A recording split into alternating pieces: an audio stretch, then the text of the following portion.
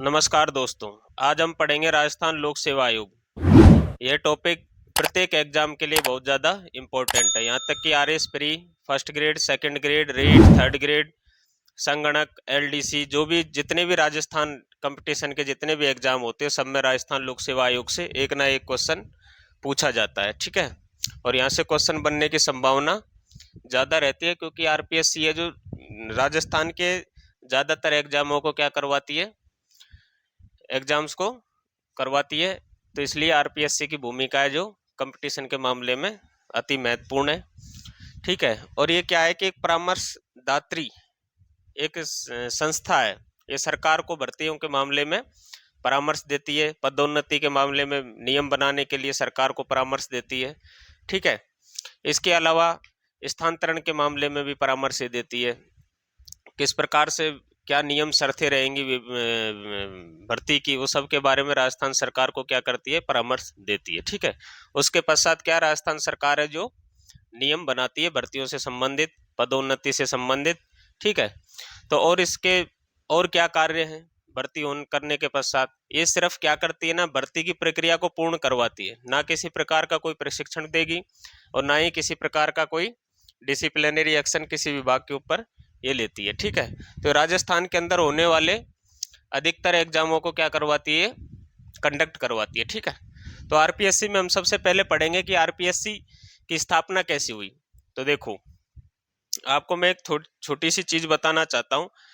देखो, यूपीएससी, उसके अलावा जेपीएससी, ठीक है, उसके अलावा आरपीएससी। तो सबसे बड़ी जो संस्था है हमारे इंडिया के अंदर वो है यूपीएससी। ठीक है, उसके पश्चात जेपीएससी, आरपीएससी। जेपीएससी होती है जॉइंट पब्लिक सर्विस कमीशन। जैसे जेपीएससी है पंजाब और हरियाणा की जॉइंट पब्लिक सर्विस कमीशन है, ऐसे राजस्थान में आरपीएससी है जो राजस्थान पब्लिक सर्विस कमीशन है।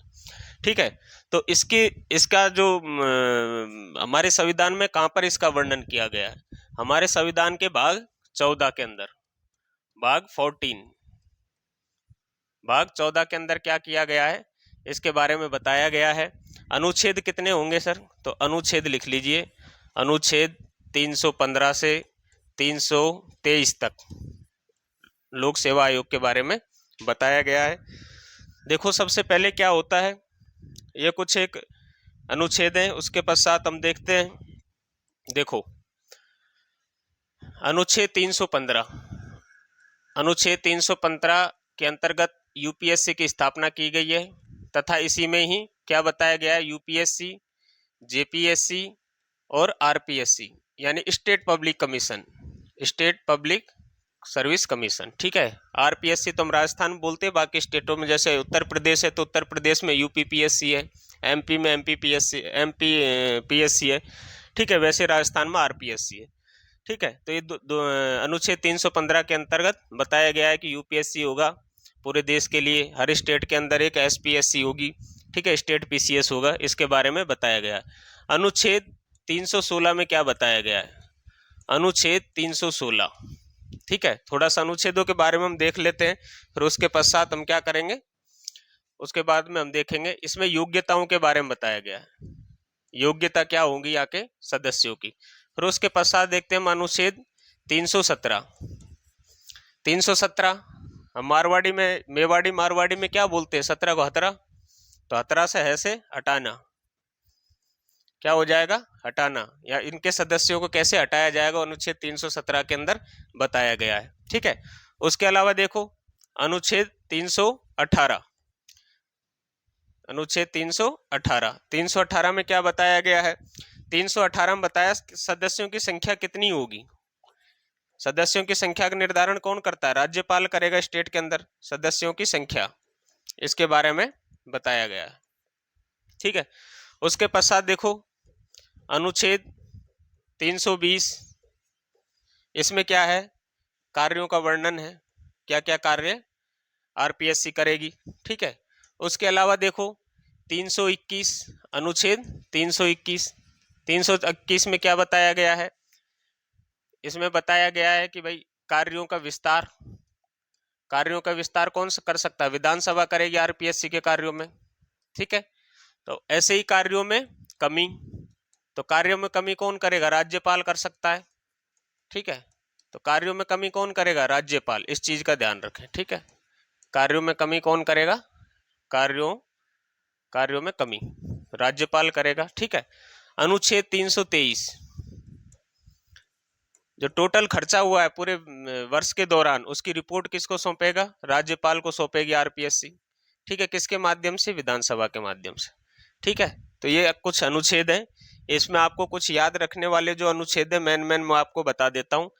देखो, अनुच्छेद आपको याद रखना 315, इसके अंदर यूपीएससी, जेपीएससी, एसपीएससी का प्रावधान दिया गया। अनुच्छेद 315, 316 में इसके सदस्यों की योग्यता क्या होगी उसके बारे में बताया गया। 317 18 में 18 किस में बताया गया? 17 में। उसके पश्चात 318 सदस्यों की संख्या, ये 18 में बताया गया। 20 में क्या क्या कार्य आरपीएससी जेपीएससी करेंगी उसके बारे में बताया गया। उसके पश्चात देखो 321 में कार्यों का विस्तार विधानसभा कर सकती है, लेकिन जो इसके कार्य हैं उनमें कमी सिर्फ राज्यपाल कर सकता है। ठीक है, 323 में रिपोर्ट सौंपेगा किसको? आरपीएससी किसको रिपोर्ट सौंपेगी? राज्यपाल को। ठीक है, ये इसके क्या हो गए। अब देखो, अब मैं आपको छोटा सा बता देता हूँ विवरण कि इनकी स्थापना कैसे हुई। देखो, इनकी स्थापना कैसे होती है। एक भारत सरकार अधिनियम आया। कौन सा? भारत सरकार अधिनियम।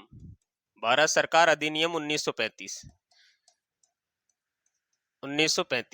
इसके अंतर्गत स्टेटों में क्या करना सुनिश्चित किया गया था? एसपीएससी की स्थापना। किसकी स्थापना? एसपीएससी की स्थापना का वर्णन दिया गया, बताया गया था। एसपीएससी की स्थापना, लोक सेवा आयोगों की स्थापना। तो इसमें 1935 के भारत सरकार के अधिनियम के तहत इनकी स्थापना की गई थी। तो राजस्थान में क्या आजादी से पहले भी हमारे यहाँ पर पीसीएस के जो एग्जाम कोई कंडक्ट करवाता था तो वो 3 रियासतें थी। कौन कौन सी 3 रियासतें थी? तो देखो, जयपुर, आजादी से पहले की बात कर रहा हूं, जोधपुर और बीकानेर। ये 3 रियासतों के अंदर पहले पीएससी हुआ करती थी। ठीक है, तो इस चीज का ध्यान रखें। आजादी से पहले हमारे राजस्थान में 3 रियासतों में क्या हुआ करती थी? पीएससी यानी पब्लिक सर्विस कमीशन हुआ करता था, जो कि क्या करता था? भर्तियां करता था इन रियासतों के अंदर। ठीक है, उसके पश्चात देखो हमारे आरपीएससी की जो स्थापना राजस्थान में कब की गई थी तो उसके बारे में हम देखेंगे। आरपीएससी की जो स्थापना की गई थी वो की गई थी 16 अगस्त 1949 को। कब? 16 अगस्त 1949 को, 16 अगस्त 1949 को। उस समय जो हमारे राज प्रमुख हुआ करते थे कौन थे? मानसिंह द्वितीय थे, महाराजा मानसिंह द्वितीय। इन्होंने क्या किया था? आरपीएससी की स्थापना की थी और मुख्यालय उस समय कहाँ हुआ करता था? जयपुर हुआ करता था। जब जयपुर के महाराजा थे तो हेडक्वार्टर जयपुर में स्थापित करेंगे, इनको आसानी रहेगी। फिर क्या हुआ? नवंबर 1956 के अंदर, नवंबर 1956 के अंदर इस हेडक्वार्टर को स्थानांतरित करके कहाँ ले जाया गया? अजमेर स्थानांतरित कर दिया गया। ठीक है, कहाँ पर स्थानांतरित कर दिया गया? अजमेर स्थानांतरित कर दिया गया। ठीक है, तो अजमेर स्थानांतरित कर दिया गया था नवंबर 1956 को। देखो, अब इनके आरपीएससी के सदस्य कौन हो सकते हैं? तो देखो, पहली शर्त क्या है? आरपीएससी के जो सदस्य हैं कम से कम प्रशासनिक सेवा का 10 साल का अनुभव होना चाहिए। कितने? 50% जो सदस्य हैं उनको 10 साल का प्रशासनिक सेवा का क्या होना चाहिए? प्रशासनिक सेवा का अनुभव होना चाहिए। ठीक है, 10 वर्ष का। ये जरूरी नहीं है कि 50% हो, यथासंभव 50% लिखा गया है संविधान के अंदर। ठीक है, और जो दूसरे जो सदस्य बनेंगे 50%, ठीक है, वो किसी भी यानी अच्छे कार्य करने वाले व्यक्तियों को चुना जाएगा। सरकार की नजर में जो व्यक्ति अच्छे कार्य कर रहे हैं उनको अच्छे कार्य करने वाले व्यक्तियों को चुना जाएगा। अब देखो इसका टेन्योर कितना होगा? तो टेन्योर होगा 6 ईयर्स या 62 वर्ष। ठीक है, 6 वर्ष या 62 वर्ष में इनको रिटायरमेंट कर दिया जाएगा। ठीक है, उसके पश्चात देखो टेन्योर हो गया, प्रशासनिक सेवा से जुड़े हुए हो गया, नियुक्ति कौन करेगा, कुछ एक और देख लेते हैं। देखो, नियुक्ति करेगा भाई राज्यपाल, मंत्रिपरिषद की सलाह पर कौन करेगा, राज्यपाल। आरपीएससी की बात कर रहा हूं मैं, ठीक है। हमारे यहाँ विधानसभा है तो विधानसभा के परामर्श पर राज्यपाल करेगा, मंत्रिपरिषद के उस पर नियुक्ति। त्याग पत्र किसको देंगे, त्याग पत्र भी राज्यपाल को ही देंगे, ठीक है। उसके पश्चात देखो निलंबन, निलंबन कौन कर सकता है, राज्यपाल कर सकता है निलंबन, राज्यपाल ही करेगा, ठीक है। लेकिन इनको यानी सर्विस से कौन हटा सकता है, इनकी सदस्यता कौन रद्द कर सकता है, यानी हटाना कौन हटाएगा इनको, राष्ट्रपति हटा सकता है पद से। पद से कौन हटा सकता है, मात्र राष्ट्रपति, कदाचार के आरोप लगने पर, ठीक है। और हाई कोर्ट सुप्रीम कोर्ट से इसकी जांच करवाएगा सदस्यों की, ठीक है। ये इसके कुछ नियम हैं। इसके अलावा और देखो और क्या बच गया है, और तो मेरे हिसाब से कुछ छोटा है नहीं।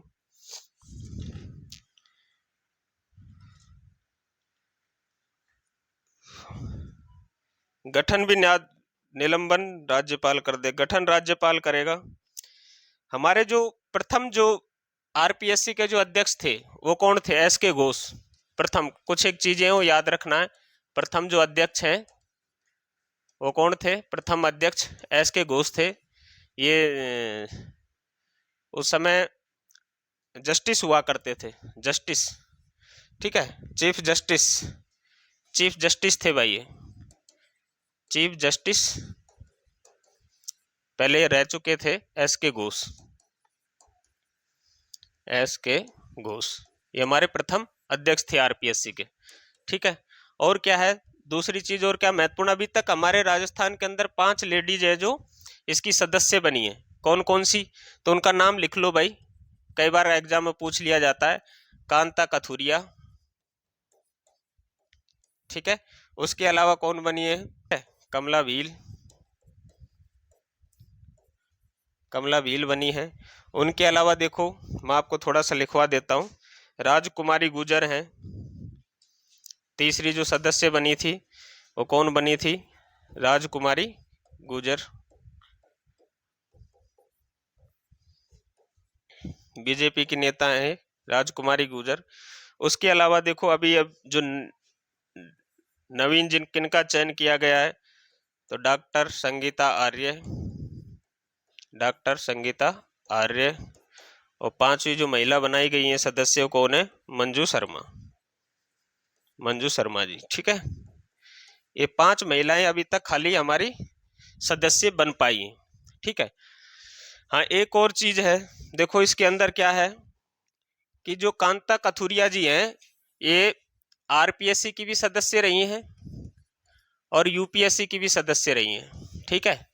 इसके अलावा देखो ऐसा कोई सदस्य है जो सदस्य भी रहा हो और उनको अध्यक्ष भी बनाया गया हो, तो ऐसे कौन है, हमारे सीआर चौधरी जी है, नागौर के सांसद हैं सीआर चौधरी जी, बीजेपी से।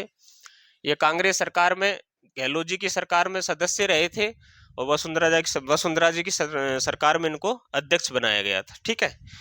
ये कुछ एक चीजें रही। और आरपीएससी के 6 भाग होते हैं। कितने भाग होते हैं आरपीएससी के, 6 भाग होते हैं।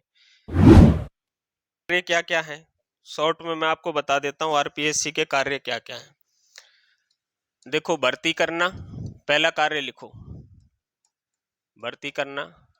दूसरा कार्य लिखो विज्ञप्ति जारी करना, इसी के अंदर लिखना है विज्ञप्ति जारी करना, ठीक है।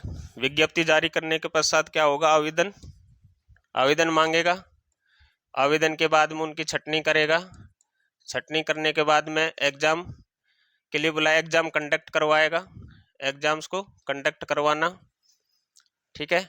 फिर उसके पश्चात रिजल्ट जारी करना, रिजल्ट जारी करके सरकार को सौंप देना, जारी करना।